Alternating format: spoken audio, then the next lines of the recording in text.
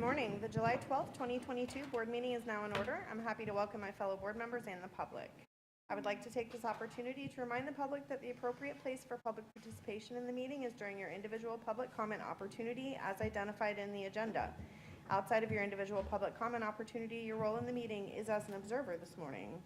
Mr. Gibbs, roll call, please. Ms. Belford? Present. Ms. McDougall? Present. Mr. Susan? Present. Ms. Jenkins? Present. Ms. Campbell? Present. The board will now hold a moment of silent reflection and invite the audience to join.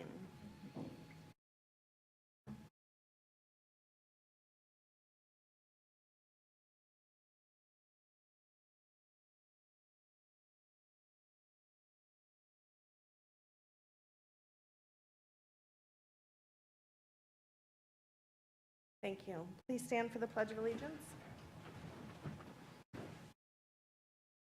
Pledge allegiance To the flag of the United States of America and to the republic for which it stands, one nation under God, indivisible, with liberty and justice for all.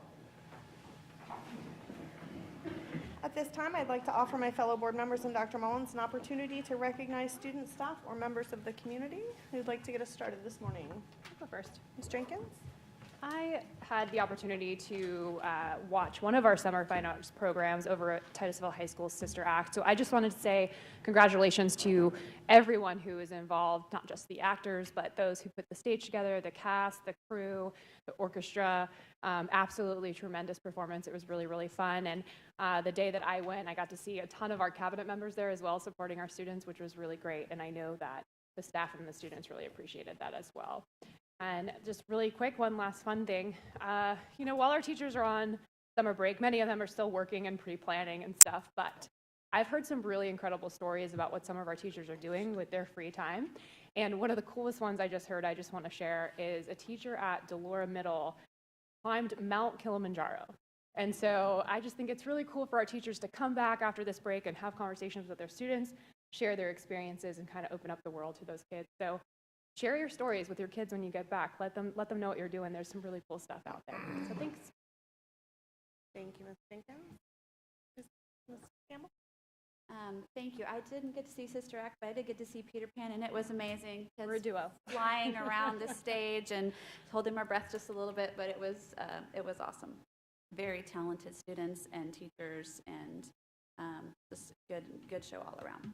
I wanted, in our agenda this morning, we have our annual equity report, and I hope you guys were able to look through all the details of that. And while we still have a long ways to go, we really do, I saw some shining spots in that I just wanted to highlight.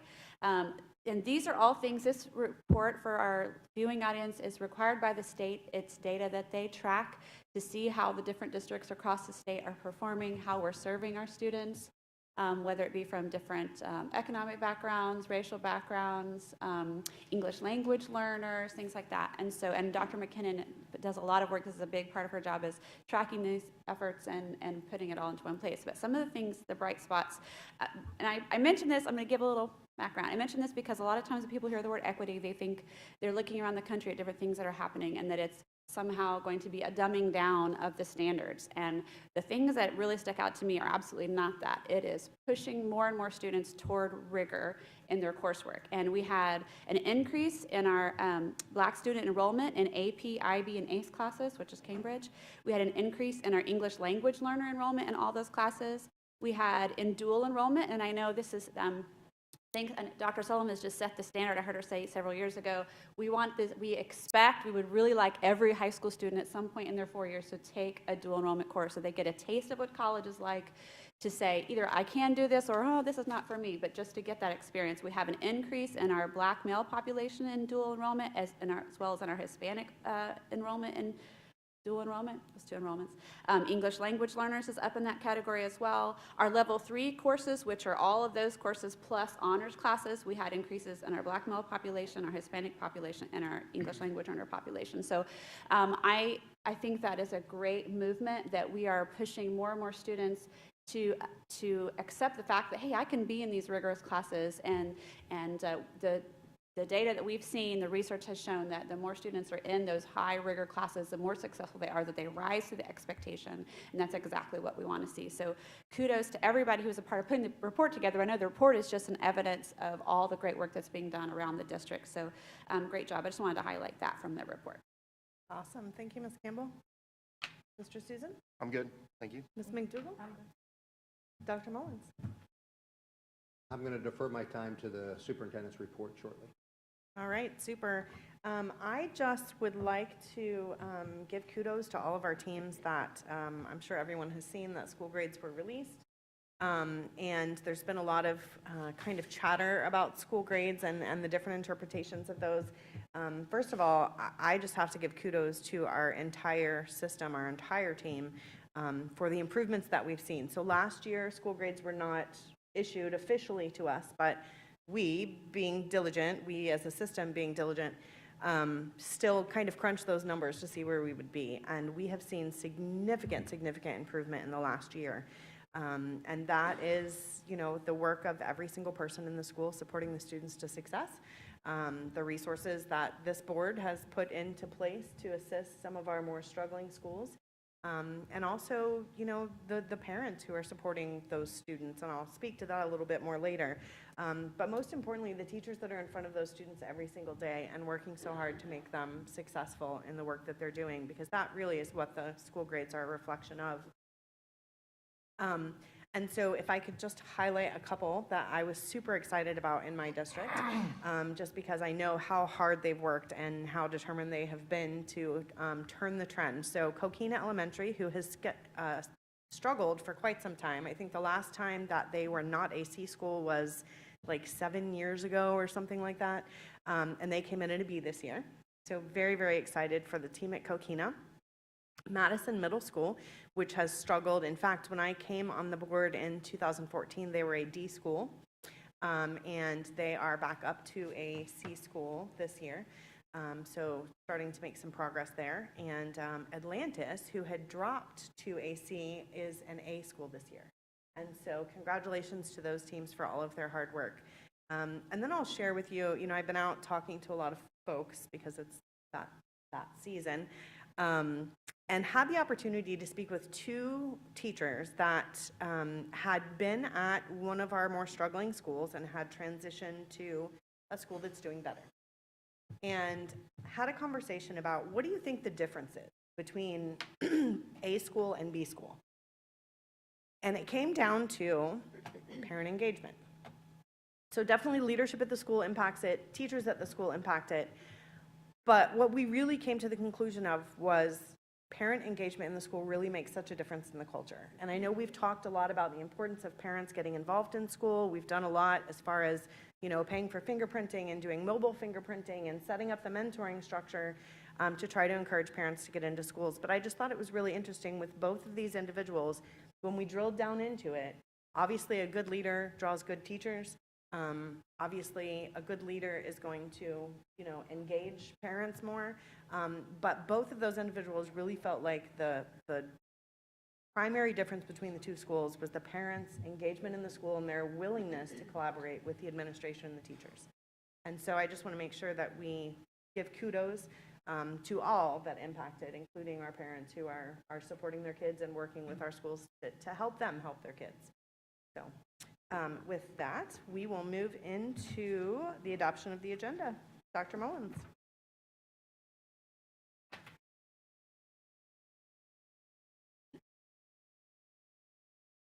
Ms. Belford and members of the board, on this morning's agenda, we have administrative staff recommendations, 1 presentation, 20 consent items, 2 action items, and 3 informational items.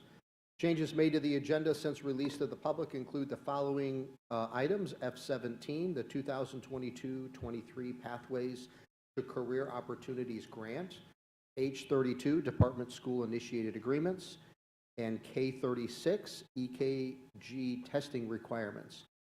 Revisions were made to items A7, Administrative Staff Recommendations, D8, Superintendent Report, and I-33 personnel allocations for 2022-2023.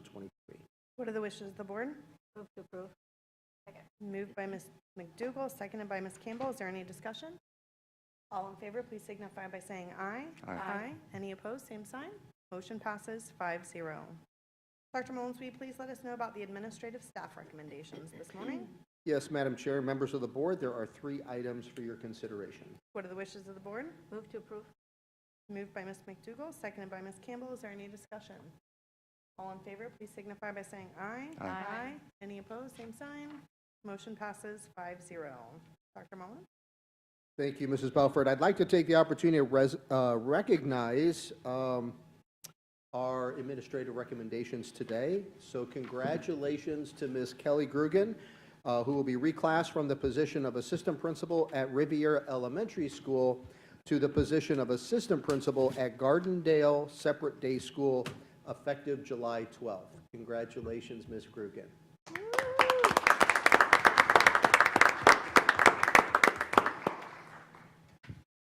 Thank you, Dr. Mullins and the school board members. So 5 years ago, I stood here and, over the 5 years, I felt I've really grown and I was really confident. Yet this part, and holding this microphone in front of you, still is an area that I need to grow in. I want to thank Ms. Moore and Ms. Bland for welcoming me with open arms to Student Services. I look forward to working with them, especially Ms. Bland, who is going to be my teammate and the person that I get to learn from each and every day, and I'm very grateful for this opportunity. I want to thank Elementary Leading and Learning, who have brought me here today. They've afforded me opportunities throughout my 5 years as an assistant principal that have led me to be able to make this jump. I have a lot of administrators and mentors that have helped me along the way in my leadership. Amazing principals. But I really want to thank Ms. Beth Myers to my right. She encouraged me and pushed me to reach for things that I thought were out of my grasp. And without her, I would not be here, so thank you for that. I also want to thank my Riviera family. For 5 years, it's been my home. They've been my constant. The community, the staff, the students, and the families not only helped me form myself as a leader, they've made me a better human. So I will miss you and cherish all of you, and I'm just a phone or email away. I want to thank my family. I have a very extensive family, and I'm very grateful that a lot of them are educators, so they're very supportive and have always been there for me. My 2 children, Braden and Andy, who are going to become accustomed to more crock pot meals because of my new commute, but they are cheering me on. But most importantly, to my husband, Joe, right here on my left. He's also an educator and has been. He's always open-minded and supportive for whatever new adventure comes my way. So I just want to say that for 19 years, I've been serving Brevard, and I will carry out our mission at Gardendale SDS to the best of my ability. Thank you.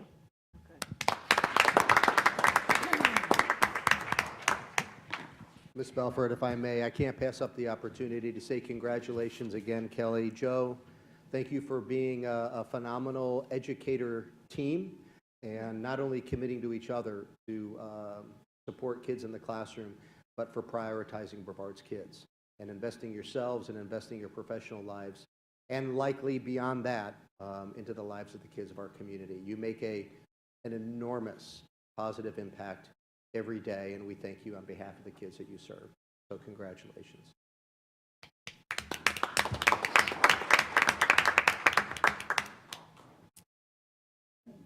All right, next we are moving into the superintendent's report presentation. Dr. Mullins.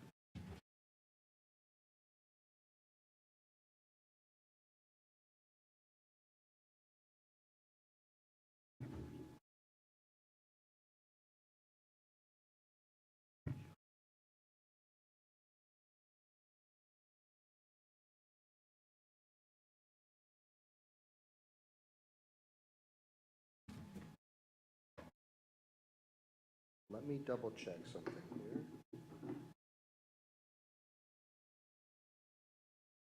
There we go.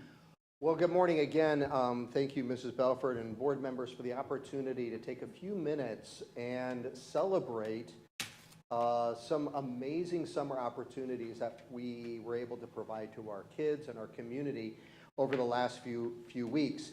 You know that a couple weeks ago we concluded our summer enrichment as well as our summer academic opportunities for students, but what is rather unprecedented is the number of students that we had engaged and involved and the diverse array of opportunities available for our students.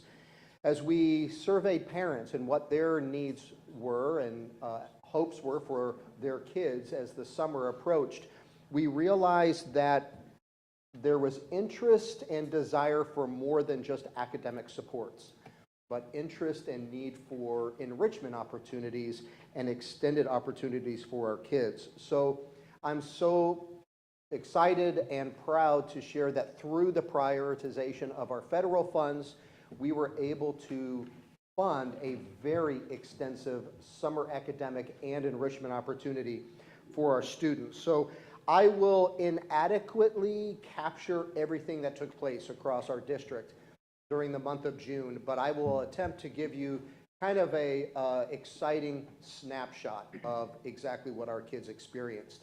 We'll begin with highlighting our 12 elementary schools that hosted the district-developed summer program for students in 1st through 5th grade. Now, keep in mind that historically the state has required reading camp for 3rd grade students.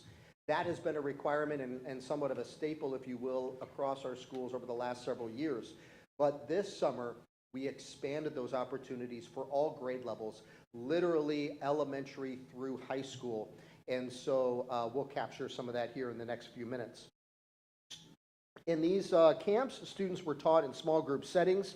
And of course, as the board knows, and thrilled to share with our community, that not only was the camp provided, but transportation, breakfast, and lunch were provided to our students as well. And you can see that we had over nearly 1,300 students attend Academic Acceleration Camp in 1st through 5th grade, as well as we had several elementary ESE students participating in the Extended School Year program.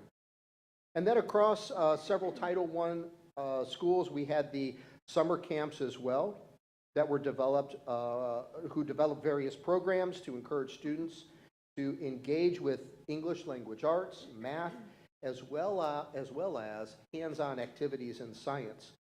Mila, for instance, hosted a summer safari adventure camp in academics. Over 40 students participated in ELA, English language arts, math, and hands-on science activities. Oak Park Elementary hosted an academic SOAR camp where 25 students attended this camp with a focus on reading and math skills. These were all voluntary and were not required.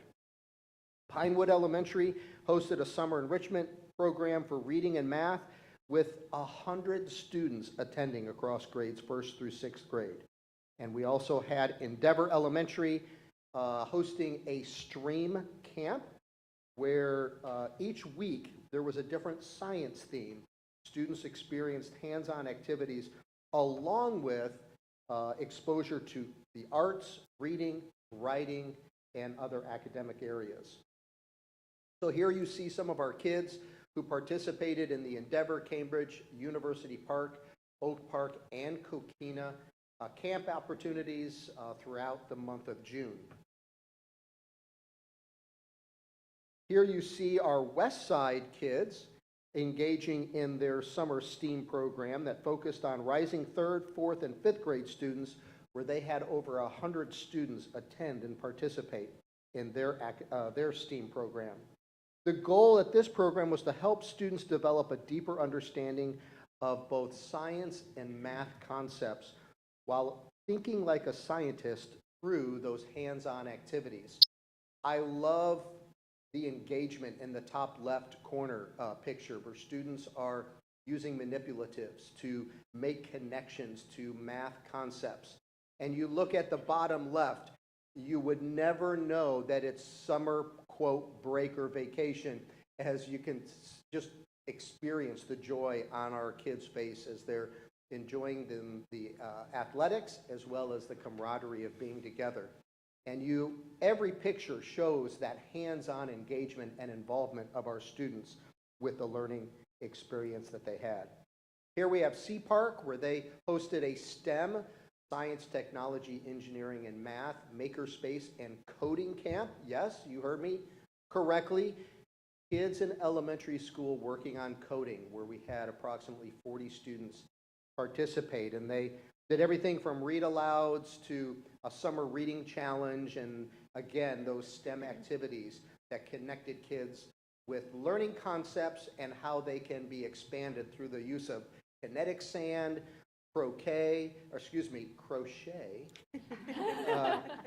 although we could probably connect it to croquet as well, because our teachers are that amazing. As well as building with magnets and so on. So again, look at the level of engagement of our kids across those different photos. And the top right, if seeing the smile on that little girl's face doesn't make your heart smile, got to check your pulse. Got to check your pulse. So great experiences going on.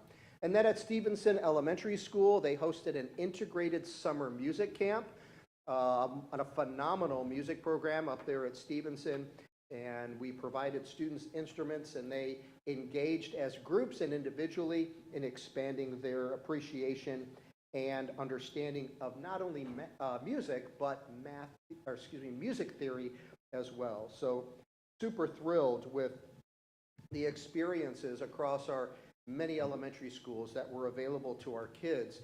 And we saw the passion and the excitement of teachers bringing some of their own personal areas of love and interest and enthusiasm to their specific areas of learning, and really opened up the opportunities for teachers to expand their engagement with kids as well. So just so proud of the opportunities we made available to our elementary kids. But that's just the beginning, because across our secondary schools as well, you can see we had a very diverse and vast array of opportunities available to our middle and high school students, from credit retrieval and grade forgiveness to dual enrollment. You'll see in a moment we had over 1,000 students take advantage of dual enrollment access and opportunity. Our driver's education program, folks often don't realize or don't know that driver's education is still available to our students, and it has advanced in the opportunities available to our students and stayed current with the types of vehicles. I'll give you more in just a minute. But as well as the most vast and diverse array of summer enrichment programs and opportunities that I'll highlight in just a moment. So credit retrieval, grade forgiveness, you can see that 25 secondary schools offered these academic program opportunities. We had nearly 2,000 students, 2,000 completions of a half-credit course recovery. But we also had counselors and social workers and administrators available to engage and interact with our students, continuing to build that bridge and that positive connection to our school environment, helping students work through the setback, perhaps, of needing to be in summer school to do credit recovery, and helping them understand why they were there for that purpose, and how do we move forward not to have that necessity in the future. We also had a very extensive engagement of students involved in Brevard Virtual School from 36 different schools across Brevard Public Schools, charter as well as home education students.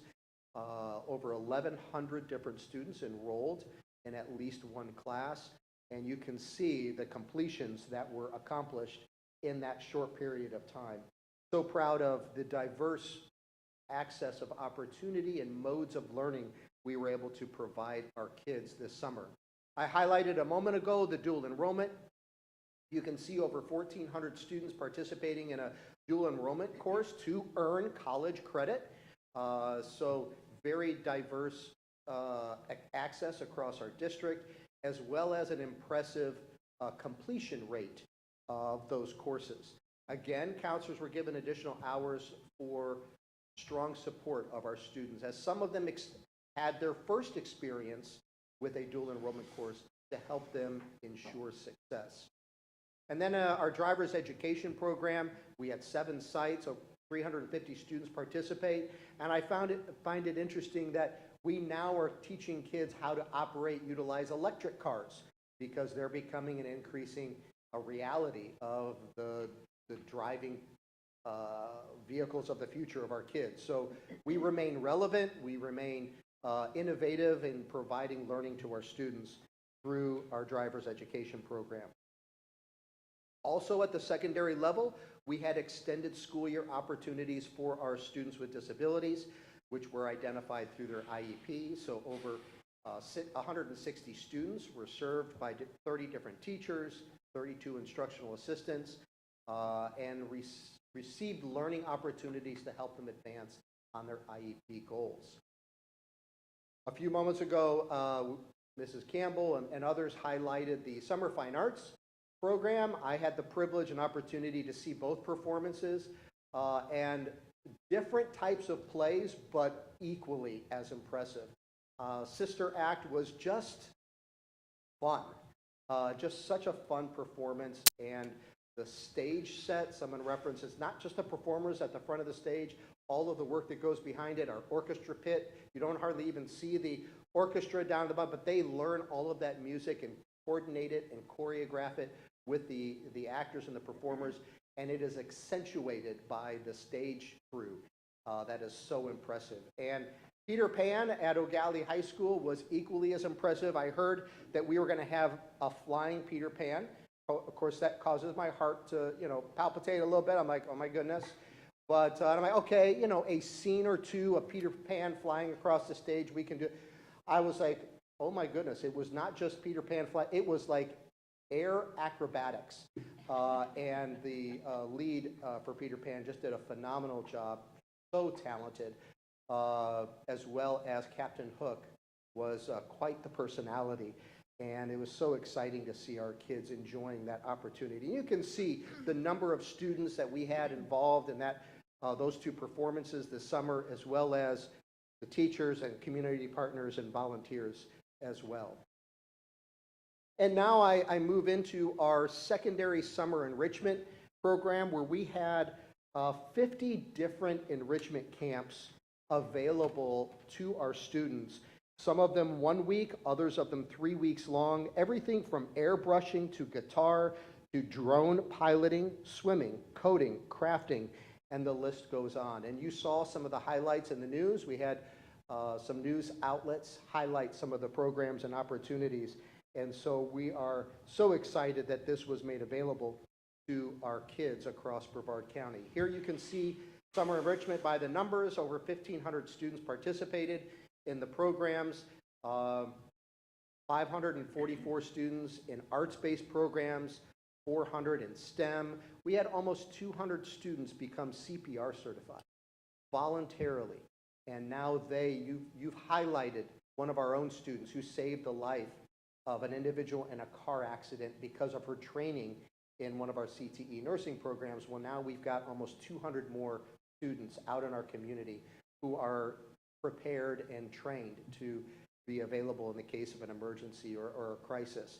But also had almost 100 kids become certified in drone operation. That's a growing field of interest and popularity. So excited that our kids could have that opportunity.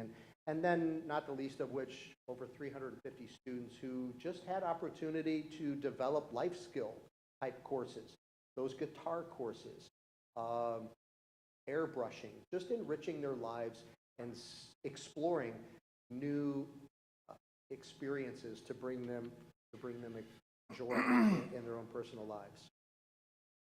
I would be remiss if I didn't take this opportunity to highlight the ancillary additional supports we provided students this summer.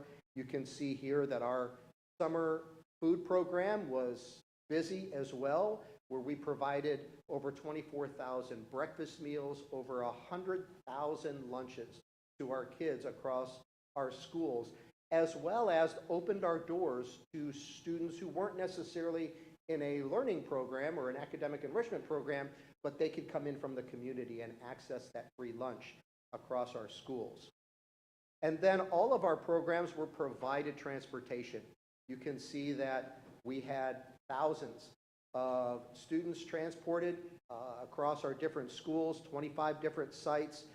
You know, we take for granted the logistics of what it takes to pick up and drop off kids every day safely. This was not just a, hey, let's just pick up the routes we normally run for different sites. This was a customized routing for student need. We didn't know in January, February, March, perhaps even April, all of the students who were going to participate in the programs. But literally over days, maybe a couple weeks, our transportation department took all of the enrollments of students in our summer programs, and they worked through and scheduled and routed the best way and efficient way to pick up our kids across Brevard County. So I can't do a great enough shout out to our transportation team, our drivers who were flexible and malleable to, okay, what is the route today? It might be a different route tomorrow, and well, next week's route's going to be different because it's a totally different camp. And they were receptive and responsive and so helpful, not the least of which our routers did a great job of being responsive, and our supervisors in ensuring that our kids were picked up and dropped off safely and consistently this summer. And our food service team. You know, our summer feeding program is always kind of, we don't know how many, and access chain and access of food products and so on continues to be challenging for our food service programs. So if they plan too big, then they have waste and they have costs that outweigh revenue. And so they do a phenomenal job of being responsive, being proactive, while also like just-in-time ordering to make sure that they have what our kids need. Not only food to put in their stomach, but a nutritious, healthy, well-planned out and intentional meal to provide that comfort and stability for our kids. So huge shout out to our supporting services, as well as our teachers who took on new opportunities and exciting practices. I mentioned we just saw a renewed joy and enthusiasm in being able to bring some personal interests and even personal hobbies to these enrichment opportunities and these extended academic camps as well, and loved that we were able to not only elevate and celebrate our teachers' interests, but also compensate them for their instruction, their expertise for our kids and our community. So if I may, I'll open it up for questions in a few moments, but Mrs. Belford, you did a wonderful job of highlighting some of our school's accomplishments. We did just receive our school grade summary last Thursday, so we're only 4 days away, if that, less than work days anyway, of receiving that. But I gotta give kudos and shout out to my testing and accountability team under the leadership of Nada Francis, who is a little bit in trouble with me, only because she gave up her personal vacation to come in and tackle some of the student achievement data. Nada, I know you're out there listening. Thank you so much for helping us dive in, dig into the results, and be able to celebrate the accomplishment of our students, celebrate the tremendous hard work of our teachers, our administrators, and all of the team members around them that come together to serve our kids. So I've got to add some shout outs because we had some schools across the entire district just accomplish some amazing feats.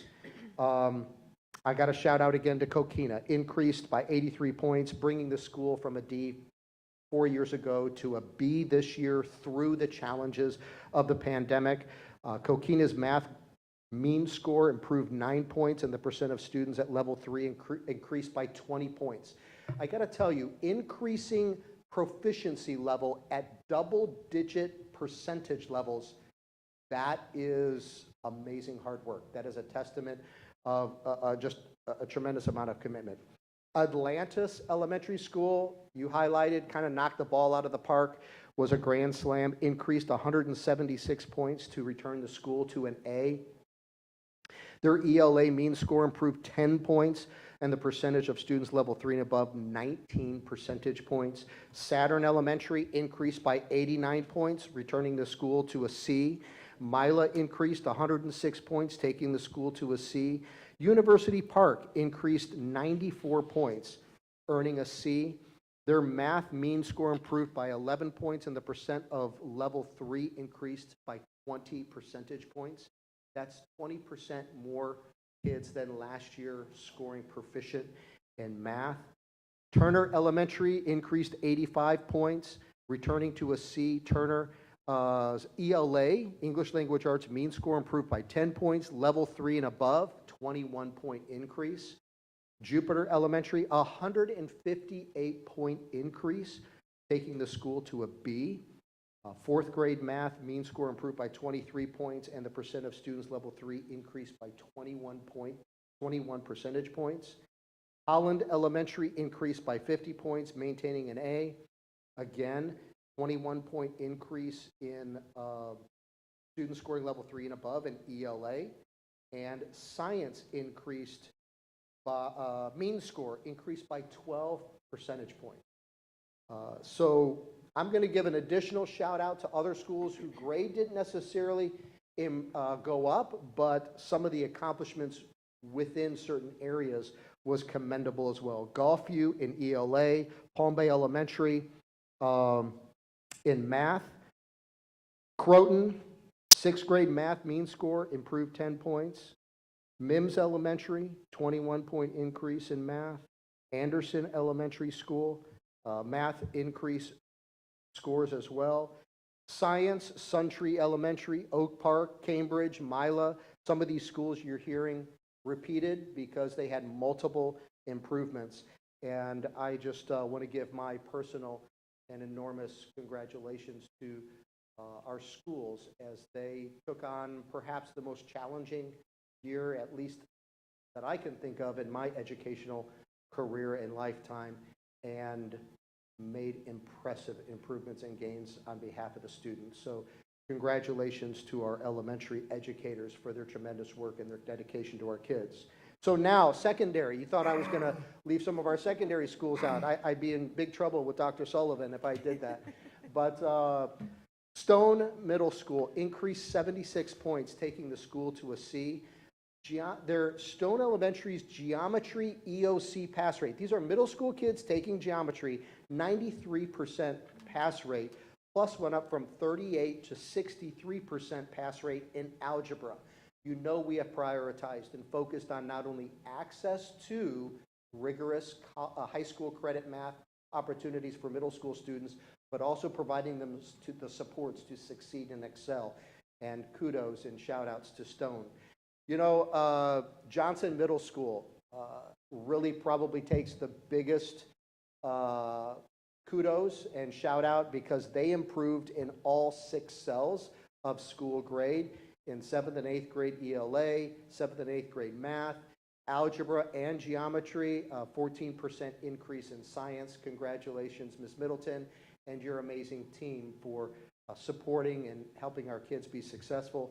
Madison Elementary School, Ms. Belford, you highlighted them, 21-point increase, taking the school to a C, and improved both 7th and 8th grade math. Southwest Middle School increased 44 points, taking the school to a C. They improved in 7th and 8th grade ELA, as well as algebra and geometry, but they also added to their list of improvements increases in science and a 10-point increase in civics.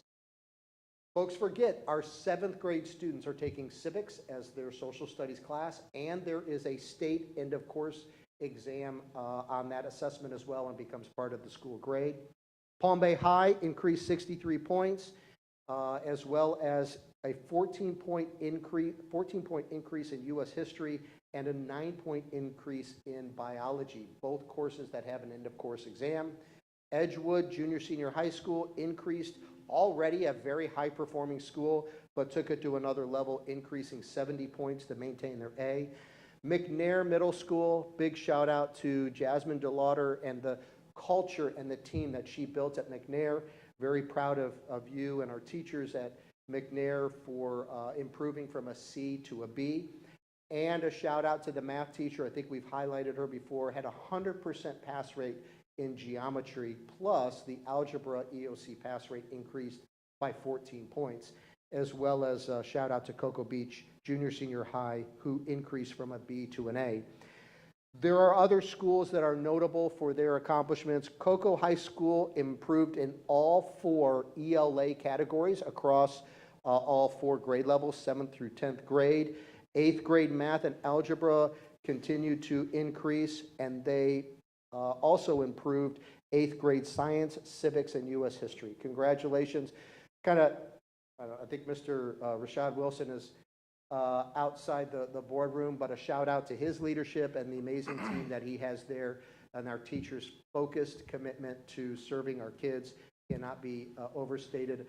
I told Denise Stewart, our new principal at Cocoa, I said, you had big shoes to fill, literally and metaphorically, with following Mr. Wilson, but now they're even bigger with the accomplishment of Cocoa High. But also Bayside improved in 9th and 10th grade in ELA and algebra. Jefferson Elementary School, I had forgotten this until I was looking at the Middle. What did I say? Elementary. Jefferson Middle School piloted, thank you, they piloted high school biology in 8th grade. 100% pass rate first year out. That's a testament to our biology teacher in middle school for our kids at Jefferson, and we're continuing to explore that opportunity for more of our schools, as well as a shout out to Astronaut High for a 10-point increase in biology. I could go on and on. I hope Bailey from Florida Today is listening. I don't think we got all of the credit our teachers and schools are due in the little tiny write-up. So Bailey, I welcome you to reach out to me. I got more you could highlight, but just some last highlights if you would indulge me the time. In English language arts, Brevard outperformed the state in all grade levels based on the percentage of students scoring level 3, the scale score, and the percent at level 1. Mathematics, Brevard outperformed the state in at least 4 grade levels in math, algebra, and geometry based on the percent of students scoring level 3, their scale score, and the percent at level 1. In science, Brevard outperformed the state in grade 5, grade 8, and biology. Those are the only years we test science based on the percent of students scoring at level 3, their scale score, and the percent of level 1. And in social studies, Brevard outperformed the state in civics and U.S. history based, again, on the students scoring at level 3, their scale score, and the percent at level 1. And we can dig into it further, but I just am tremendously proud to continue to serve our community, to serve this board as the superintendent with a team that is undeniably dedicated and devoted to not only the mission, but to the faces, the lives, the hearts of the children that walk into our classrooms every day. I often have said, on August 10th, 2022, our teachers will not only open the doors to their classrooms, but every one of them opens the doors to their own heart for the kids that they welcome through the door of their classroom. To not only commit to know them, express their value of every kid that comes into our school, but then devote themselves to inspiring those lives, to achieve more than our kids may ever have thought was possible on their own. So my tremendous thanks to our educators of Brevard County. They are certainly worthy of a standing ovation at the least, and thrilled to be able to celebrate them a little bit this morning. Thank you for the time. Go ahead, Ms. McDougall. Oh, Dr. Mullins, you forgot one of my schools.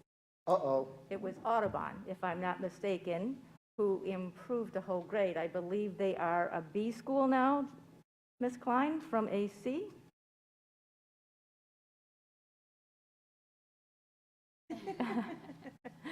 But I believe that was true, because I did talk to Ms. Jones.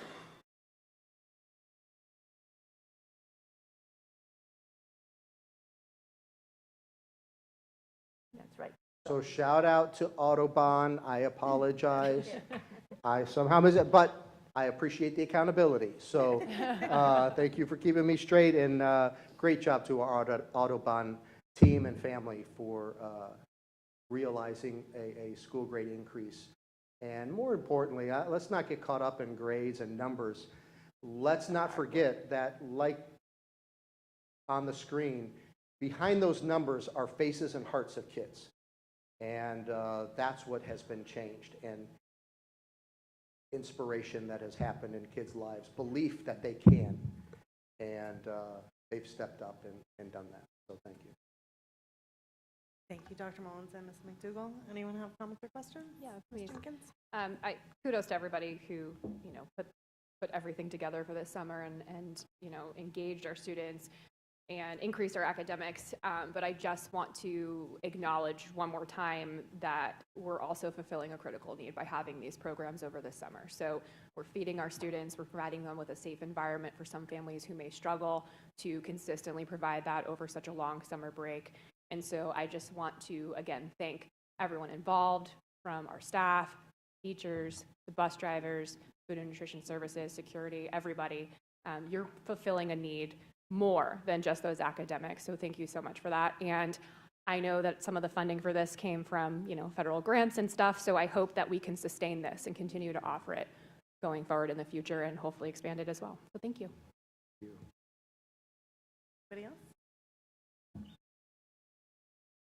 So I was going kind of down the same path as Ms. Jenkins, and I'm going to put you on the hot seat just a little bit, Dr. Mullins. Phenomenal information.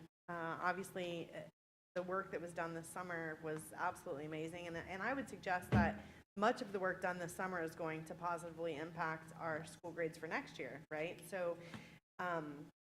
what is the feasibility that we will be able to continue to offer these great opportunities for our students over the summer?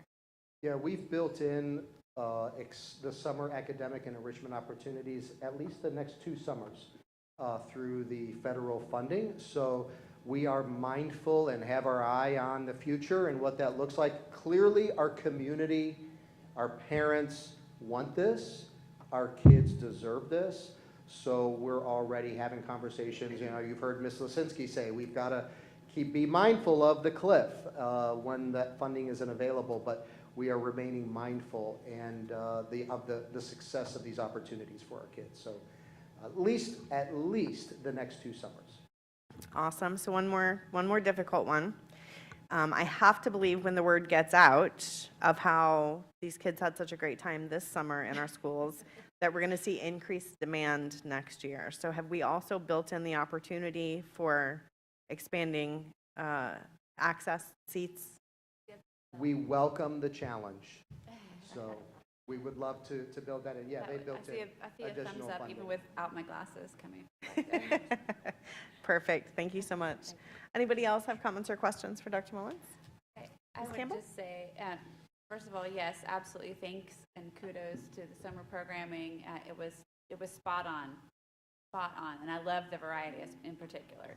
I have to, the school grades, I think the media and social media, which is not the whole world, but sometimes we start thinking that it is.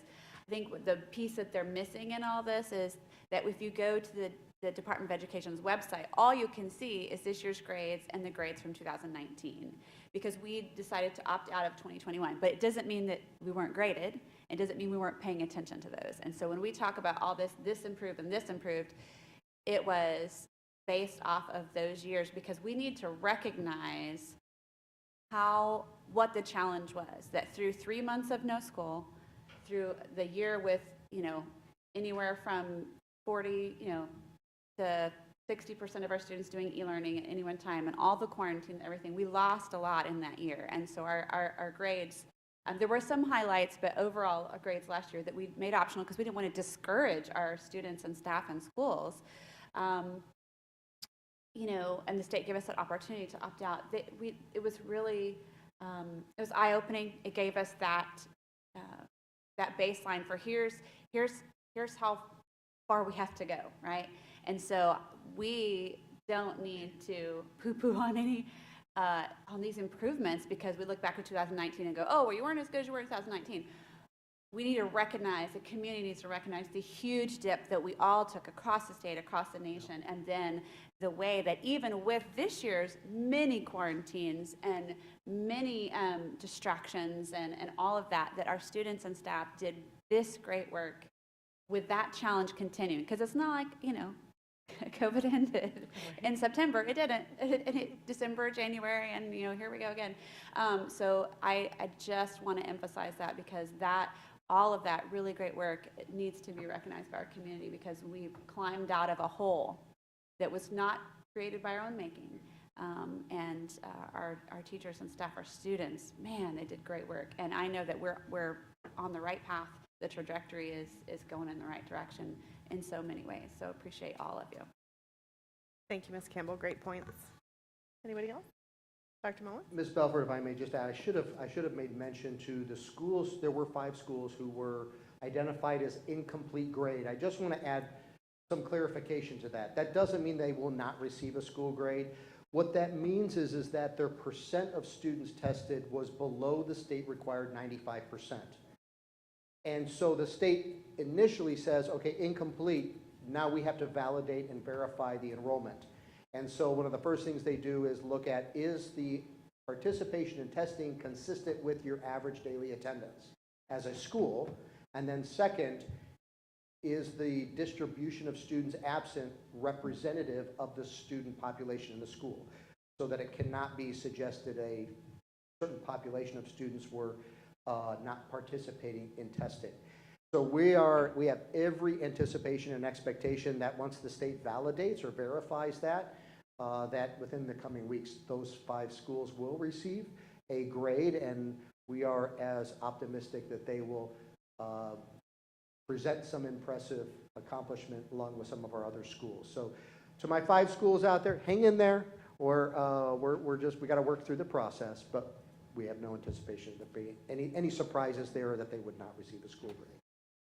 And finally, I would be completely remiss if I didn't take at least a moment and acknowledge that going into closing a school year, doing a summer, and getting ready to start a new school year, you know,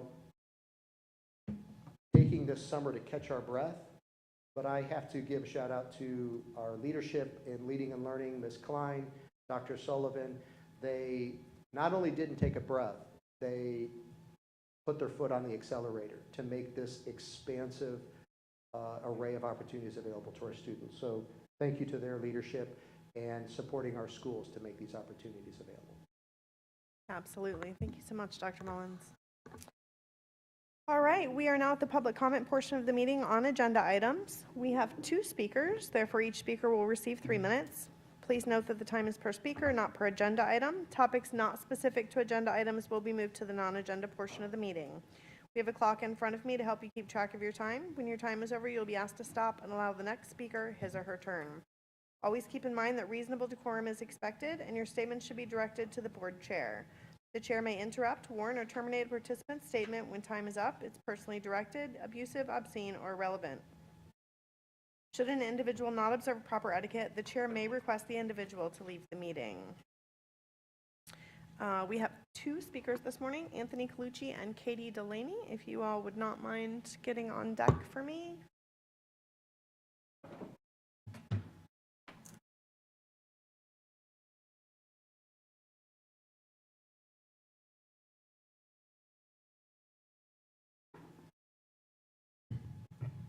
My name is Anthony Colucci. I'm the president of the Brevard Federation of Teachers. We are 20 days out from the start of school and had 231 instructional vacancies yesterday. We still have an elementary school with 21 vacancies. What's the plan, Dr. Mullins? What's the plan, school board members? From what I can tell, the plan is the status quo. Put more on teachers while offering them raises far below what other districts are offering their teachers. Then tell us you wish you could do more and maybe next year we'll give you a competitive raise. Board members, you can try to ignore that synopsis all you want, but that's the message our teachers are hearing loudly and clearly again this year. And to be frank, every misstep you take, you lose more and more teachers to retirement, charter schools, other counties, and other industries. At negotiations yesterday, I requested that any of you show up to the bargaining table and explain to your teachers that although they're amongst the worst paid teachers in the state and in the nation, why they should accept a lower recurring raise than teachers in other districts. Please, Dr. Mullins, please, Board Chair Belford, we'll be at the table at 2 o'clock today. Come explain your rationale to our teachers. The boogeyman you're creating around health insurance isn't cutting it anymore. You can't use that excuse for 3 years and counting. At this point, our insurance issues are uniquely a BPS problem, and it doesn't mean our teachers shouldn't get a competitive raise because you can't manage the plan. This year, we were told the sky was falling when it came to insurance, only now to see the data shows a surplus in the trust fund for June. And once again, Board, it's the day-to-day bad management you allow to happen that drives teachers away. For instance, not one of you is willing to question why the district is going to arbitration for the same exact issue you lost 5 years ago. None of the fiscal conservatives question the expense associated with outside counsel. None of the moral warriors on this board question the ignoring the ruling of a neutral party. Instead, you're content to swindle a teacher out of a deserved coaching position and to prop up a community coach and a difficult principal. At this point, we're seeing this district on a downward trajectory in many ways. Board, own what you're doing, own the mess you're in. It's the result of the decisions you make. Thank you, Mr. Clutie. I'll leave this here. Ms. Delaney?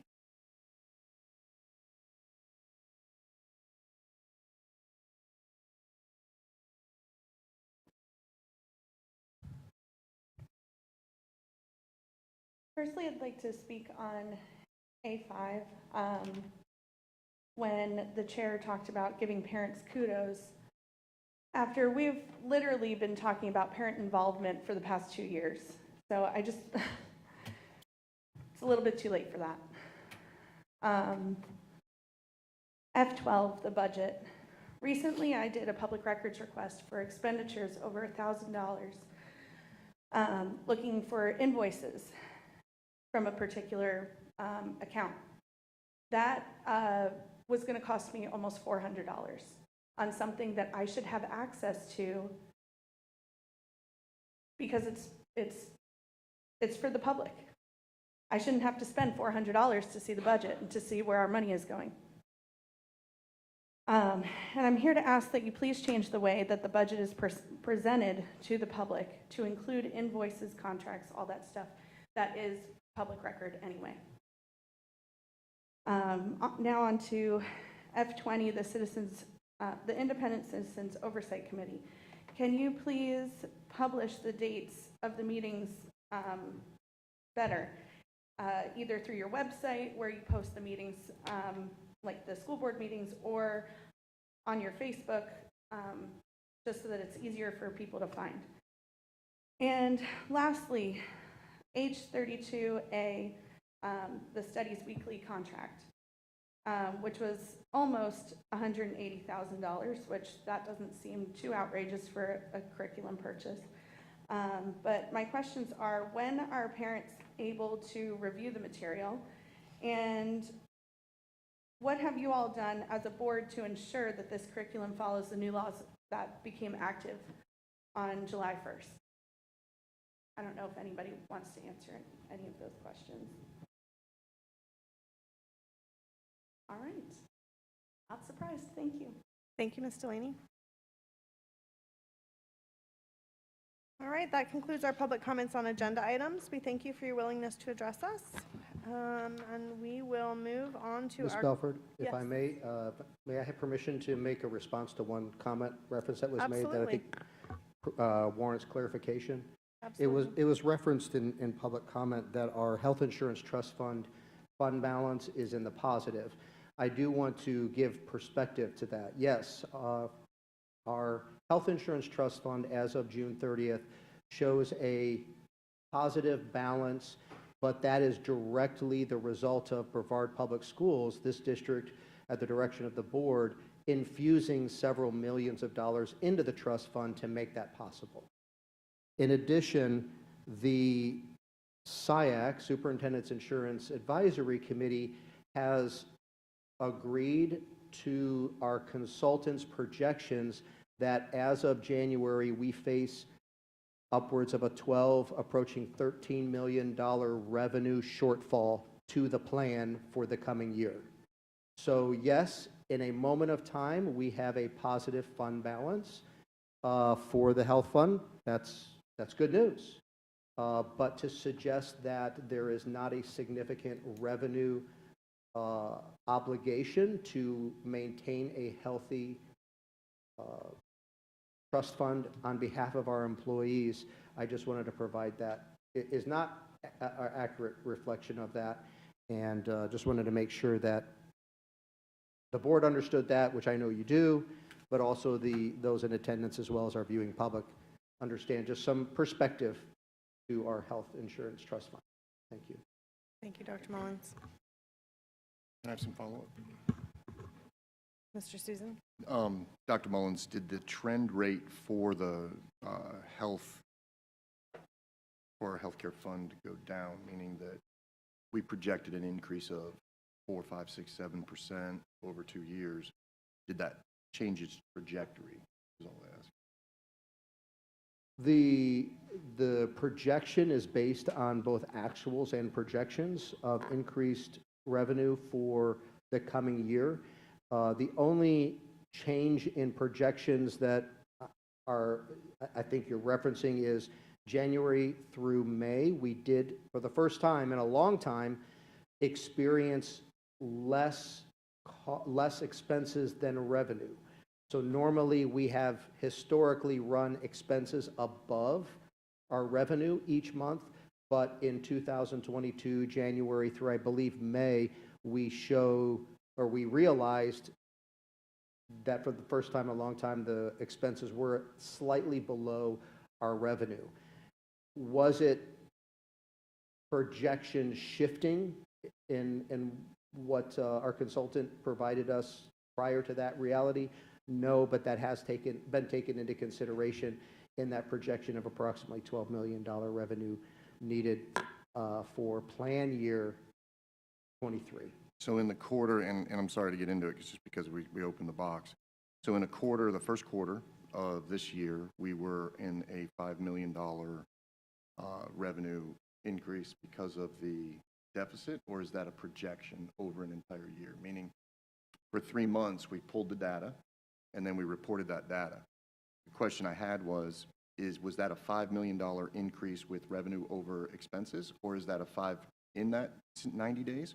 Or is that a $5 million increase with revenue over expenses for an entire year? Does that make sense to you? Let me try and clarify. Are you speaking specifically January, February, March as first quarter? Yeah, Of 22? That would be the first quarter of plan year 22. So there was somewhere where the projections came in where it was $5 million. Was that an entire year of it, or was that a quarter of it? Oh, that's a year. I see what so you mean. last year, The projected increase in expenses annually is in the 5 to 6% range, which is somewhere, it's around $4 to $5 million, if I remember correctly, annually, an increase in expenses. so the expenses, because we received more revenue than expenses during a certain period, we were able to receive $5 million more in revenue than expenses than last year, but our expenses still supersede our revenues for the entire year. Meaning that we have a $5 million expense plus, but over the year, we're still in a negative. I think I understand what you're, yes, I think you are. You took the $5 million over last year. It wasn't quite 5 million. I believe it's more closer to 4. Okay. If you're talking about the projected increase in expenses. So it's $4 million less than it, but the overall expenses are still more. Correct. In other words, we're not as hang on, inclusive Miss, as the whole, I got sorry. you, hang on. Yeah. But the overall expenses are still more than the revenue that we received. Correct. And do we have the numbers for the first 90 days yet for this one? We got them all the way through. Okay.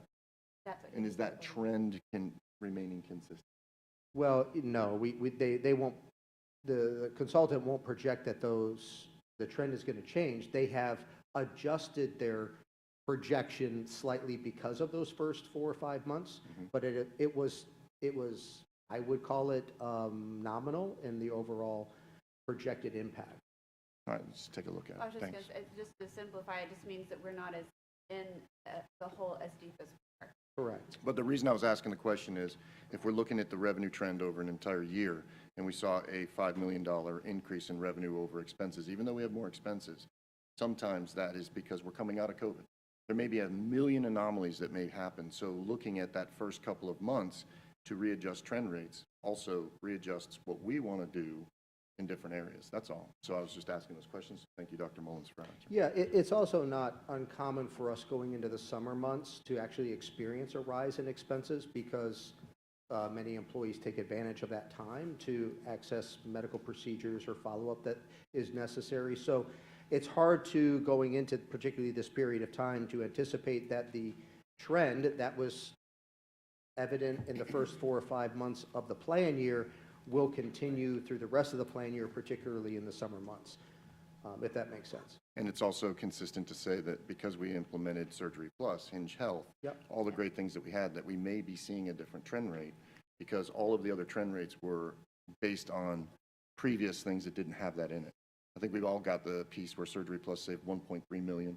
Hinge Health, we don't know those numbers yet. It's some good stuff. I mean, and so we may see that it may be a different adjustment because of that. That's all. Just saying. Yeah, to your point, Mr. Susan, that's what we anticipate. We don't have empirical data to validate at this point, but the improved expenses or reduced expenses in the first quarter, 4 or 5 months of the plan year are a direct result of these new initiatives that we launched just before the plan year started. So thank you. And we should be able to follow that trend based on the first 5 months of this year versus the last three years' first 5 months. We should be able to see that trend rate. Even if we do see more surgeries in the summer, whatever it is, it's pretty consistent over a 5-year. Every 5 years, there's a bump. So we should be pretty good. So thank you, Dr. Mullins, and thank you to staff for putting together those programs. It's great. All right, that is going to move us into our consent agenda. Dr. Mullins. Board members, there are 20 agenda items under the consent agenda. Does any board member wish to pull any item from the consent agenda? Hearing none, I'll entertain a motion to approve the consent agenda as presented. Moved by Ms. McDougall. Seconded by Ms. Campbell. Is there any discussion? All in favor, please signify by saying aye. Aye. Any opposed, same sign. Motion passes 5-0. All right, Dr. Mullins, will you please let us know about items under the action portion of today's agenda? The first item is H31, procurement solicitations. What are the wishes of the board? Moved by Ms. McDougall. Seconded by Ms. Jenkins. All in favor, please signify by saying aye. Aye. Any opposed, same sign. Motion passes 5-0. Dr. Mullins? Next is item H32, departments and school initiated agreements. What are the wishes of the board? Moved by Ms. Campbell, seconded by Ms. McDougall. Is there any discussion? Just discussion really quickly because it was brought up in public comment time. I would just remind our public that if you look into the contract, it's actually an extension of what we've already had, the 5 years, because the state is not redoing. This coming year is our year to do our next instructional materials adoption for social studies, and so that leaves us with a gap year. So this was actually just an extension of what we already had, materials that have already gone through the instructional materials approval process, and so parents absolutely had the opportunity. In fact, I remember that 5 years ago to go through these materials. They came from the state, they're recommended materials from the state, approved through the whole process, and this is just making it where we have 1 more year as a gap year until we get our new materials approved for the coming year. So just to clarify that for us and for the public. Thank you, Ms. Campbell. I appreciate that. Any additional discussion? All in favor, please signify by saying aye. Aye. Any opposed, same sign. Motion passes 5-0. All right, we'll move on to the information agenda, which includes items for board review and may be brought back for action at a subsequent meeting. No action will be taken on these items today. Dr. Mullins? There are 3 items under the information category. Does any board member wish to discuss any of the information items? All right. Then we are now at board member reports. Mr. Susan added EKG testing requirements, and then I have a secondary request from Mr. Susan adding classroom library. So, Mr. Susan, the floor is yours. Yeah, thank you, Madam Chair and Board and Superintendent. What we have is many of you know that I brought it up in another meeting that there's $25,000 that was given to us from an entity so that we could do possible testing with elementary school students if they wanted to for their EKGs. Dr. Mullins had not been engaged in that process. And he came up to me the other day and said, hey, what's going on with this? What are we doing? And I thought it was appropriate to have have staff look at it, but I wanted to have the board understand where it was coming from. I felt like I felt like we got this check. Dr. Mullins and I were talking about it, but I had not come to you and just said, hey, what is it for? I felt like it was, you hadn't been communicated to, and over the summer it's been kind of franchised and stuff like that, so I wanted to kind of do a good job. And then also didn't want to give Dr. Mullins instruction unless the board was in positive for it. So what happened is Leon County, they went ahead and they funded a initiative to test their elementary school students in the 6th grade, for 5th grade, 6th grade, for their EKGs. And it was a movement. They're starting to see that if they test earlier, that they can catch other things and might be able to save the students' lives. Now, we all know that we were the first school district in the state of Florida and the nation to put together a policy to do this. So we lead the country in this. So what they did was they called and they said, hey, Matt, we have $25,000 that we would like to donate to possibly test those kids. And I said, well, you can park it in the Brevard Schools Foundation, but we need to talk about what we're going to do because it's ultimately the majority of the board and the superintendent that would do something with that. So what we did was, the idea is that this entity gave $25,000 to test students who would be interested in doing so inside of our Lade elementary schools. And we would have to engage with staff to see how that would be implemented if we were interested in doing that. The other thing is that Leon County went, and this is probably where the discussion will go, just to be completely transparent with you all.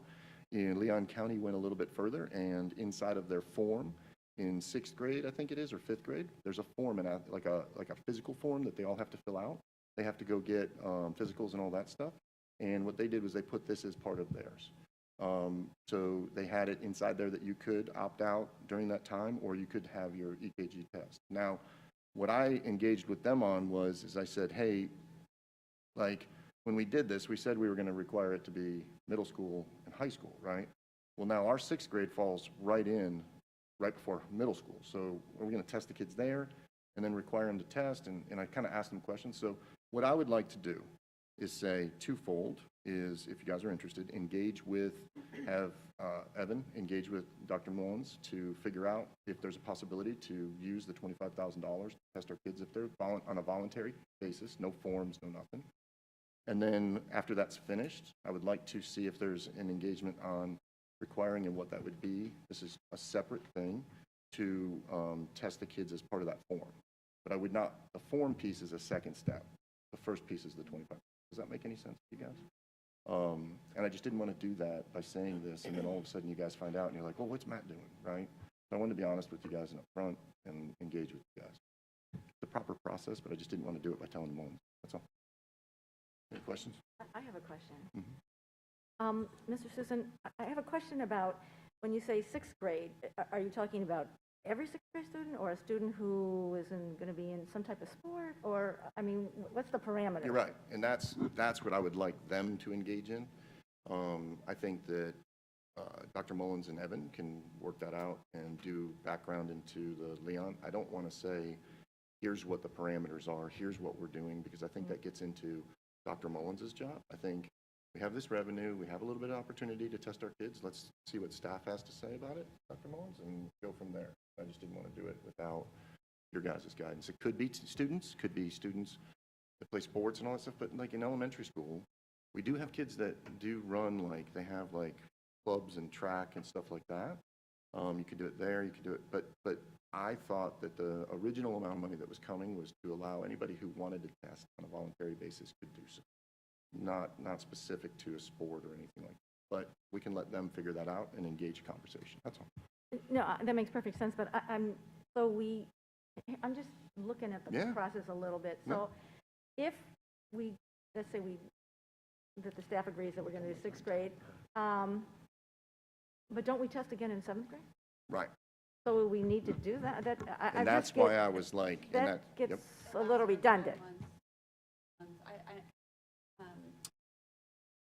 It just, I mean, it depends on what it is, but I know, like, my son had an EKG for a different reason, separate from sports, within his 12 months of his middle school athletic opportunity. He was in sixth grade, originally had it, and so it counted. It counted then? It counted, because I think it has to be, if it's within a certain time period. And I didn't, of course, we wouldn't want somebody to have to test and test and test and test, right?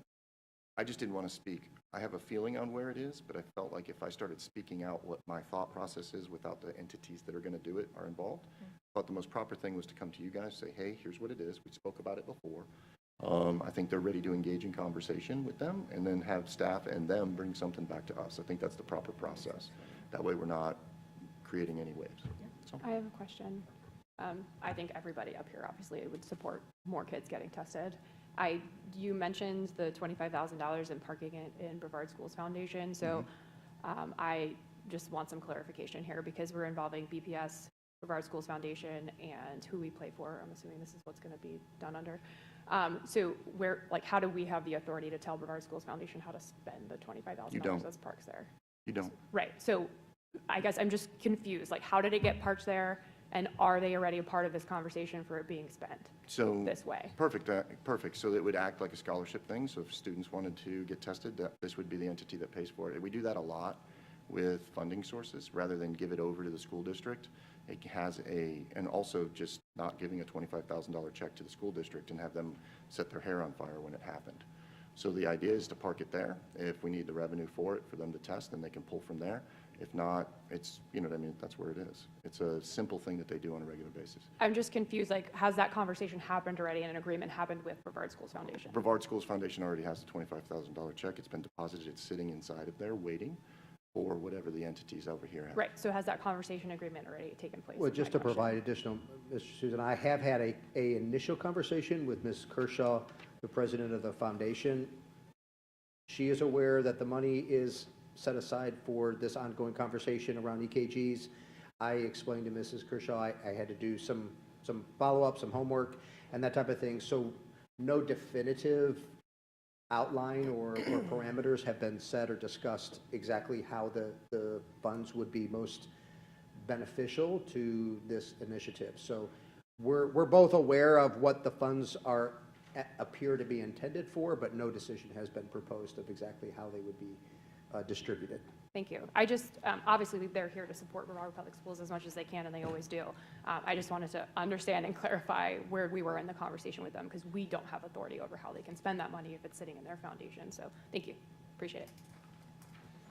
I would just ask, just thinking about the expanding the EKGs, because I know Mr. Sema also contacted us this last week about, opportunities for band students and ROTC, and I would encourage everybody who's concerned about that. I think they're already opening up the doors. They're not asking you at the door, are you here for athletics? If you want to bring your child who's involved in those activities to do the EKG testing, which is, low cost, no cost, those opportunities are available, especially going through Who We Play For's website.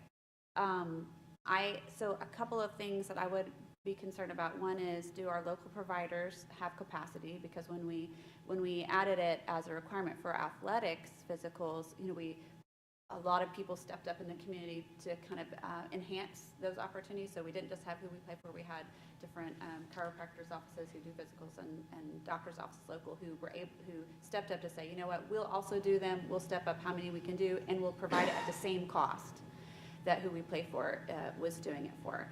So that is just making sure we have capacity, because we still have all our athletes doing it as well on a rotating basis. They don't have to do it every year. And then a concern that was just brought to me this week is the cost for follow-up testing. And the reason why I bring this up, a parent reached out to me and said their child was flagged in athletics, and the follow-up cost for them, I don't know how they've negotiated with their insurance company, was $1,200. And the reason why I bring that up is if the word gets out that, if your child gets flagged, you have to pay all this, and then you can't play. I know if we're talking about sixth graders, we're not talking about athletics necessarily. Then people are going to be discouraged from doing the testing to begin with, and might just go ahead and do the opt-out, and then we've we've kind of defeated the purpose. So I would like to see in the research that they provide for us, what are some ways that the community or whoever can help with those students who are flagged. And I don't know if there's anything we can do about that, because obviously if it's flagged, you know, as a parent, I want to know, even if it turns out to be, oh, it wasn't anything, they're fine, we just needed to take that extra look. But if that extra look costs hundreds of dollars, it might discourage some families from even checking it out. So I would just, if there's some way they can kind of share with us what is being done for students who, especially for our financially struggling families, that would be, those would be my two concerns. So I can answer the capacity piece. Those providers continued to do it afterwards, which was awesome, because what ended up happening is that many of your pediatricians and your doctors and everybody else that heard that this was out, beyond just stepping up, they kind of wanted their kids to be a part of what they look at. You see what I mean? Like their people wanted them to look at them. So, I mean, I saw in my office that I have over at Riverview Tower, there's a pediatrician office right below, and they were doing it right there. And there's, I know MedFest and other places, all these places opened up for it. And now it's kind of consistent with what they're doing. So I think the capacity's there. But the other thing is with the 1,200, like cost and stuff like that, when we looked at this originally and we passed this thing originally, what we did was we said, okay, there's going to be 10,000 kids. We're going to flag probably 50 of them. And out of the 50, you know what I mean, all those things. So there is some conversation wrapped around how can we help somebody that may be in that spot, because we don't want that. But on the other side of it, and I respect that point 100%, on the other side of it is that it's the greatest thing in the world if you find out that your child doesn't have it. So it's like going through the process of checking, and you know, I think that there's some regard to it, but at the same time, I would tell the parents that are out there right now, if you are flagged, do everything you can to check it, because you know your child may get to a point where they may pass because of it. So thank you for bringing those things up. I think that's great. I mean, I think that they should have, and I think where we're probably going to end up with this conversation is kind of just reevaluating the entire process, because they're trying to bring on, there is some statistics on the kids in band and all that stuff. Like, we may end up in a place where we just sit down and say, okay, here's what's best from elementary school through high school. Let's expand it. Let's do it right. You know what I mean? Since we are the leaders for the nation. So that's all. Just a thought.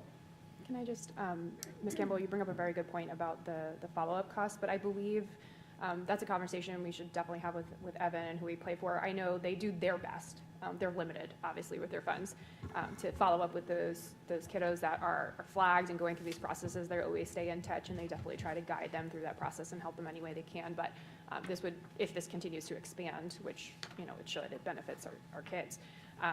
We need to continue those conversations with community partners and stuff to help with our students who really can't afford that. So, great point.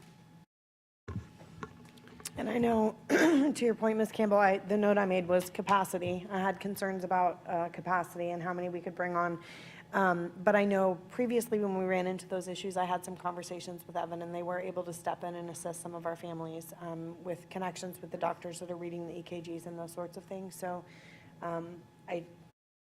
valid concern, and definitely something we have to keep on our radar as we go forward. But I think, you know, I think there's kind of a pathway there for the conversation to have already started as well. So, so Mr. Susan, it sounds like the board is amenable to conversations taking place. Let them take it. And allowing Dr. Mullins to explore those options and see where we need to go. So your next request was on board.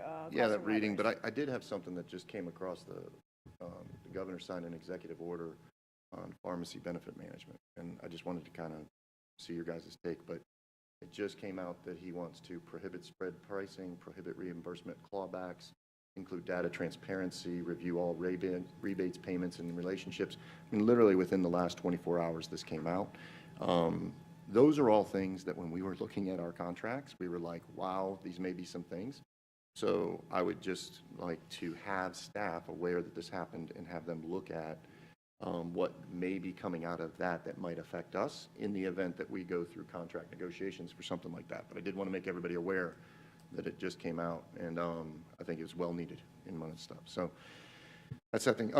So all of a sudden, like I'm coming into, thank you, Madam Chair, for giving me the opportunity to do this. So all of a sudden I'm coming into the school today, and I get this texts are going crazy on my phone. What's going on with the elementary school libraries and all this stuff? So I was just trying to get one, since there's such a public push for it. There was an article written in the Florida Today, and we responded to it with some of our information.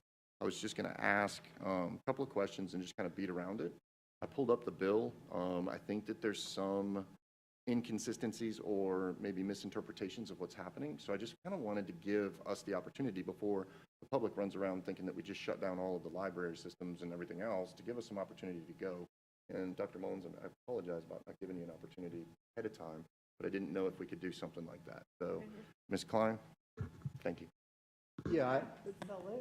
Ms. Klein, it'd probably be best to start with context to the legislation that Mr. Susan is referencing or referring to that led to the article this morning in Florida Today, and then if you would provide the board a kind of a status of where we are in responding or preparing for upholding the legislation. House Bill 14.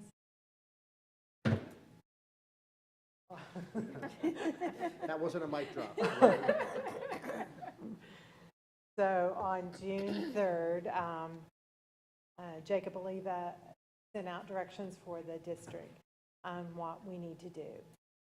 One of the things was to publish on the district website and every school's district page a link to all of our elementary instructional materials and libraries. That was done on June 30th in all of our schools. So that piece is complete. The other piece is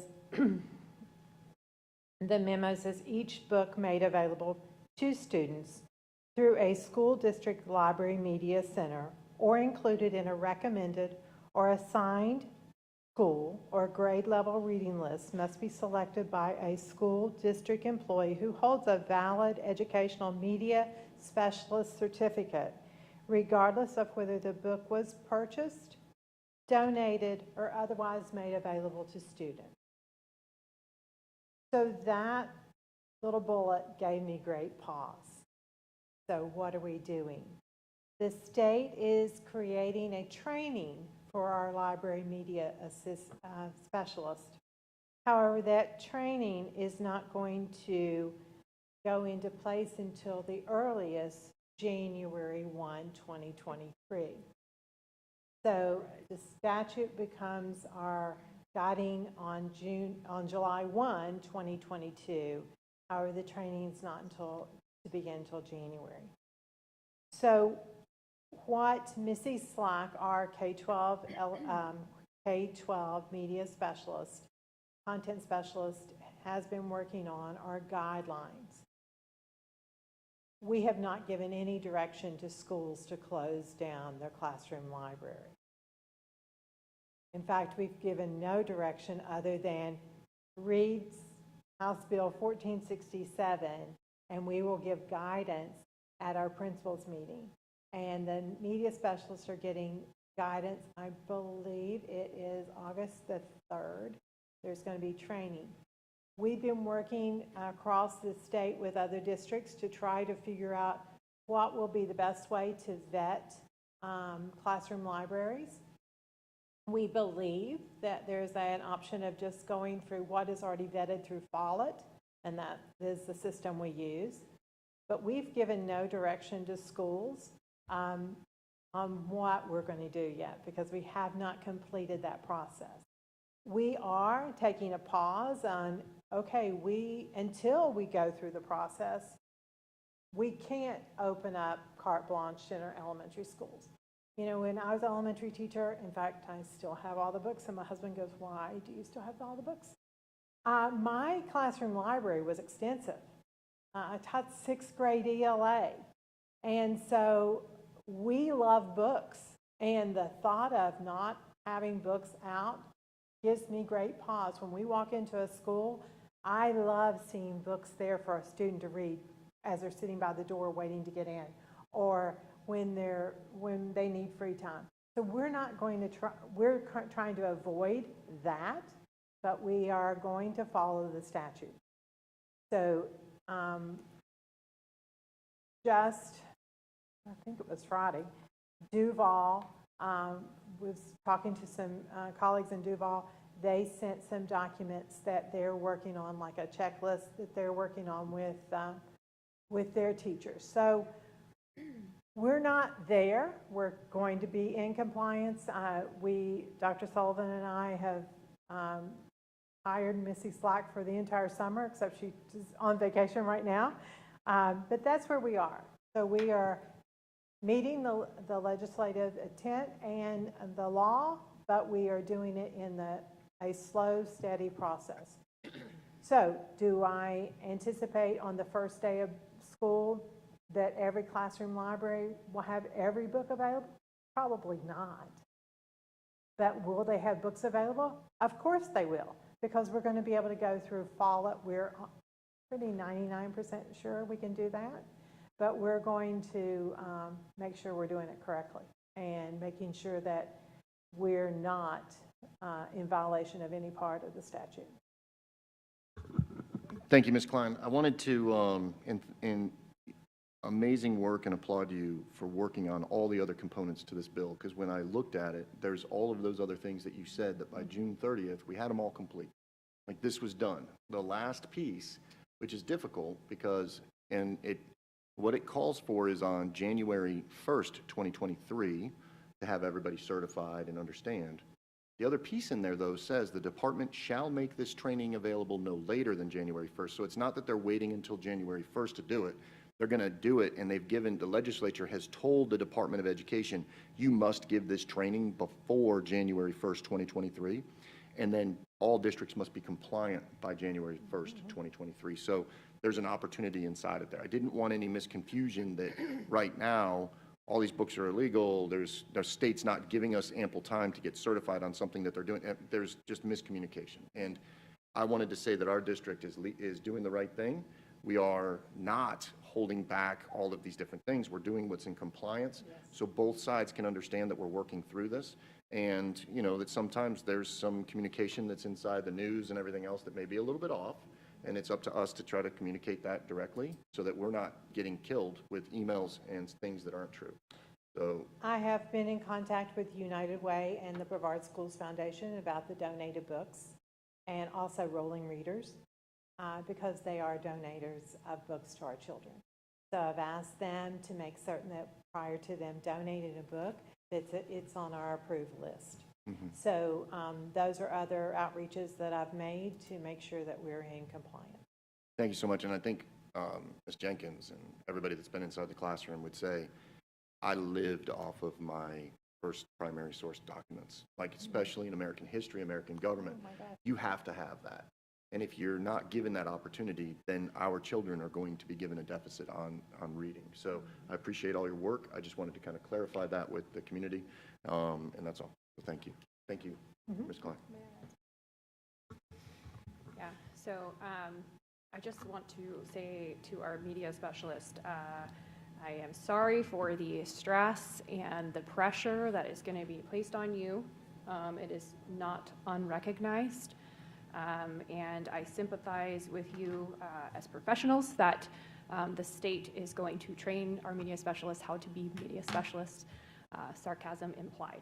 But Ms. Klein, with all due respect, I just feel the need to say this. I had this conversation with Dr. Mullins, and I've had this conversation with Dr. Sullivan. But I have, over the past couple of months, when this culture war has been hitting the stage, received many emails from concerned teachers that I understand that BPS is doing its best to follow the law. I understand that the messaging is getting mixed up in a game of telephone, but I think we need to be really, really active.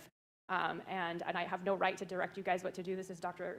Mullins' job, but really, really active and diligent in following up with our administrators about the communication that they're putting out there to their staff, because it's often getting maybe misinterpreted. And or just presented the wrong way. They may not see the way it came off or said, but I've had concerned staff members come to me and say, I think I'm being told that I need to remove these things from my classroom. I'm being told to do a substitution for something that I don't feel like I need to. So again, I know there's no ill intent there, but just if we can be as proactive as possible to follow up with those administrators and make sure that communication is as simple and clear and concise as possible so that there's no room for misinterpretation, so that we don't get it leaked out that we have libraries shutting down in our classrooms. Ms. Jenkins, after I was alerted to this post this morning, I have already emailed all the elementary principals and said, again, I'm going to remind you, you take no action at this point until we've gone through training. Thank you. I appreciate that, really. Thank you, Ms. Klein. I want to just add, this new legislation is challenging every district. I literally have superintendents contacting me. I would suggest it's a kudo to the team that how they have proactively been addressing it and the responsiveness, asking, okay, how are you doing this? What process are you following, and can I reach out to your people? And of course, we work very collaboratively, and I've offered their support, and Ms. Klein and Miss Missy Slack have been wonderful, Dr. Sullivan, about helping us all navigate this new situation. So we're hopeful that we get additional direction along the way, but we will continue to be thoughtful, intentional, and deliberate in how we implement the expectations and the letter of the law moving forward.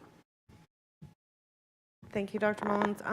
Ms. Klein, you probably are already on top of it, but I happen to think our BFT retirees do that phenomenal program for our littles where they pair the stuffed animal in the books. And so, yeah. I've helped them every year. So we probably just need to make sure that we are working with them on that issue as well. I would also let the board know that the very first book we vetted was the book that we Thrive by Five. Brown Bear, which we have been distributing prolifically to our new families in the community through the Thrive by Five program, and it was cleared, so we're good there. Thank goodness. That program, I just want to tell you, used to be at Clear Lake, and they were expanding Clear Lake, and they ran out of room. So she called me, and she said, we have nowhere to go. And so this started this quest of saving where they could put these books at. And O'Galley High School gave a portable to save them. And they are amazing. Those ladies are... Well, and You they just brought them up, and they're a big heart of mine, so I love them to death. yes, and now, Mr. Susan, they've outgrown O'Galley, and we have relocated them again because they needed more space. And so, at their request, we weren't pushing them out, but they were like, we don't have enough room to do what we have to do. So, we have once again worked with them to provide them additional space. So, yeah, they're amazing and such a great program. But all right. So, are we done with board discussion? Anything else needed? I have 16 more items that I'd like to bring up. No, I'm fine. We're good. Okay. Then we are going to hear the remaining speakers who signed up to comment on non-agenda items. Each speaker is limited to 3 minutes. We have a clock in front of me to help you keep track of your time. When your time is over, you'll be asked to stop and allow the next speaker his or her turn. We'll hear from the speakers in the order in which they signed up, including anyone who might be hanging out outside in the heat today, which I don't think is the case. Mr. Hockman, glad to see you joined us. You are actually second. I'm sorry. I was looking for you earlier and didn't see you. As stated earlier, reasonable decorum is expected at all times, and your statement should be directed to the board chair. Should audience participation interfere with the speakers being heard or hearing me, I will have to address it. When I call your name, please line up along the east wall of the boardroom to facilitate the smooth transition of speakers. Our first 3 speakers are Frank Dinda, Marcus Hockman, and Becky McGallinan. I apologize if I said that wrong. Frank, if you would not mind approaching the podium for me. And if the rest of you wouldn't mind lining up on that east wall. I'm Frank Dinda, a public school teacher for 23 years, the last 15 in Brevard County, from self-contained gifted 5th grade at Gemini Elementary to department chair of history and gifted teacher for all of Cocoa Middle and High School, hired there by Dr. Sullivan to work with and for her, and then Mr. Rashad Wilson. This past year, thanks to Misty Bland and Shannon Sejak, I had the privilege of teaching and learning at the South ALC. I'm filled with gratitude for the opportunity and for the support of those faculty and staff members committed to professional integrity and community building. Thank you, Dr. Mullins and Assistant Superintendent Chris Moore, for allowing us the flexibility to work through solutions to best serve and meet the needs of a population of children who are seemingly to some a nuisance and then at best an afterthought. To the community at large, I hope we project the following beliefs and that we pride ourselves on these as truths. Our chain of humanity is only as strong as our weakest link, and what we do for the least of one another, we do for ourselves. Children come to us with different experiences, but often commonalities. They and their families are scared, embarrassed, angry, broken. They're uncertain of what the future holds for them. At the ALC, we seize the opportunity to create a structured, safe space for children. We counsel them on an amended approach to school and life through both their coursework and through modeling of patterns of consistency, structure, and behavior. It is not easy, but contrary to flippant hyperbole, it is not crazy at the ALC right now. I reject that. I am there every day. While a work in progress like anything else, it's actually quite lovely. In the short term, we aid our neighborhood schools by returning to them young minds with a new perspective. On the longer arc, we trust and believe our communities will be safer with a growing number of functional citizens concerned for themselves and their neighbors. I want to thank you, the board, for your interest in our community. While I certainly do not agree with everything you say and do, I believe each of you is convinced that you are doing what is best for us all, and that most of your hearts are in the right place. Dr. Mullins, at 2 minutes and 19 seconds of his end-of-the-year message, stated that students with behavioral issues will not be tossed aside. Please hold our middle and high schools accountable for that. Please understand and make it known to administrators that the ALCs are not to be used as dumping grounds for challenging children, and that they should instead go to great lengths to maintain some semblance of stability for these children and families in crisis. The ALC is but a link in Brevard's chain of humanity, and we have our weaknesses. No one prompted me to share these thoughts with you. They are mine alone. Thank you. Thank you, and thank you for your service.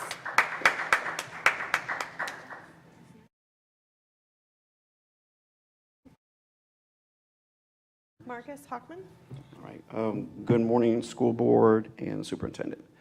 The reason I came to speak this morning, I actually wasn't planning to until I read part of the piece of the article about the library. So I appreciate the dialogue before coming up here, because that was one of my main questions was there a technical TA paper out, basically, which sounds what.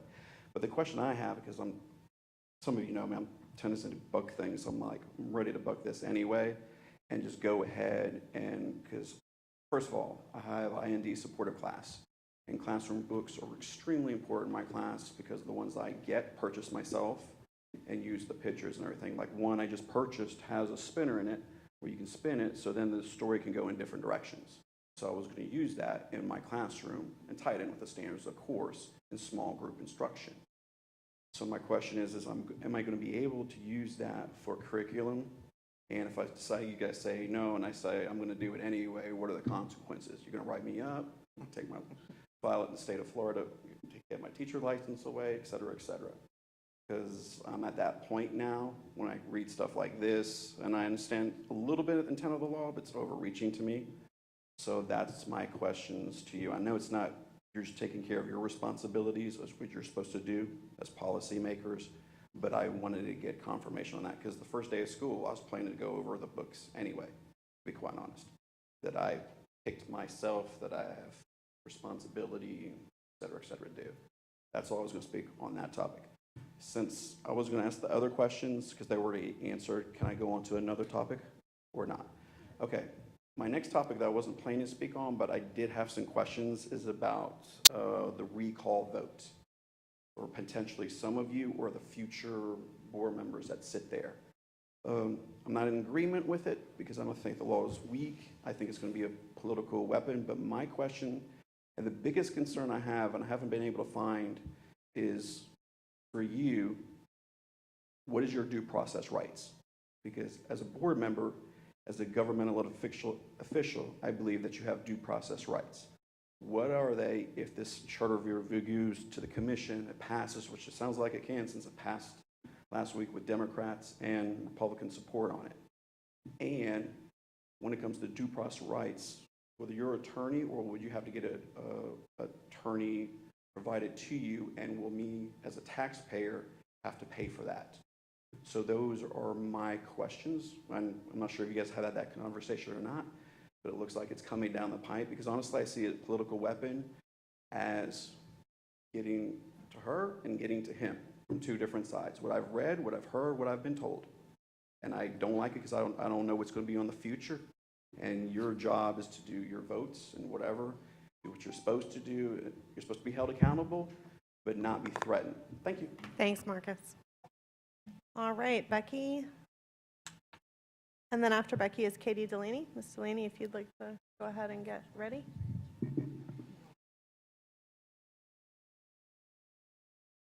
Good morning. I hadn't planned on speaking this morning when I got my coffee and opened my newspaper because I'm one of the 12 people that still subscribe and pay a crazy amount of money. Some of you that have been in Brevard County for a really long time might recognize my last name as a treasured author many years ago for Florida Today. My name is Becky McAleenan. I'm a product of Brevard County Schools, Raider Pride. As are both of my children and my husband, as well as my upcoming granddaughter will be starting kindergarten this year in Brevard Public Schools. I'm also a former instructional assistant here in Brevard County, a recipient of your, I'm not even sure if they still do it, but Career Opportunity Program, which allowed instructional assistants to go back to college and finish their degree. As a military spouse, I spent 20 years traveling and got 12 credits that I had to take over and over. So I appreciate that I had the ability to get it all in one time. And finally, I became a teacher in this county for a brief time. So I believe standing before you, I'm coming from a place of experience as well as passion. Today's headline and the implied decision that teachers wouldn't be allowed to express themselves and their professional opinions about reading in the classroom absolutely sent me into a place of darkness. My first year of teaching, I personally accumulated hundreds of books. When people would come into my classroom, they thought I'd been teaching for 20 years. Books are such a valuable, important. There's no research to support anything other than having books in children's hands. Books of all kinds, how they represent them in their free time, enriching a curriculum, raising up lower children, reading groups, all of the things. I know standing before you that you know that and that you care about that. I also know that teachers are incredibly stressed, incredibly overwhelmed, as well as, Ms. Jenkins said, media specialists.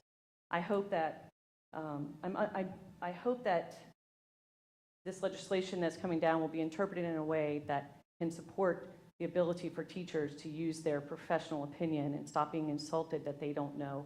Why are we teaching media specialists, again, to do their job? Given the amount of teachable minutes required, which is actually more minutes in a day than there are in the classroom, it is insanity to assume that teachers can go to the media center to check out an approved book. I implore you to please support your teachers in whatever way you possibly can, given the ridiculous legislation that's coming down from people that aren't in the classroom. Please give voice to the teachers that care, the teachers that love your students. Please be their voice and their background against the minority of loud, ignorant people who aren't even in a classroom. I implore you to do that, and I thank you for your time. Thank you, Becky. Ms. Delaney?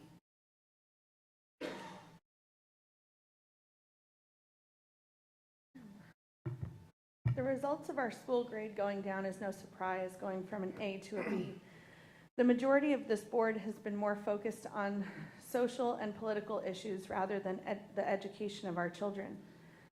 I know that I've personally been speaking on the lack of education going on in our schools here in Brevard for over a year. This district has done nothing to rectify the discipline problems, which is why our teachers are choosing other employment opportunities and why parents are pulling their kids out of Brevard Public Schools at an alarming rate. The bullying issues are out of control, and most of them are repeat offenders. We have some major issues, and it's coming from the top down. It's coming from the lack of leadership coming from this board. To the community, school board elections are coming August 23rd. Please get out and vote. Remember who masked your kids against your will. Remember who voted to allow boys in girls' restrooms and locker rooms and vice versa. Remember who got rid of female sports by allowing boys in girls' sports. Remember who silenced the public and closed the doors on parents. Remember who believes parents are a security risk. Remember people that are okay with graphic pornography in our school libraries. Chairman Belford, you voted for all of these things. You've had 8 years already, and it's time to make the right change for Brevard. Thank you. Thank you, Ms. Delaney. Hold your applause, please, audience. All right. The board wishes to thank this morning's speakers. Your willingness to join us is appreciated. Any board member have anything else for the good of the order? All right. There being no further business, this meeting is adjourned.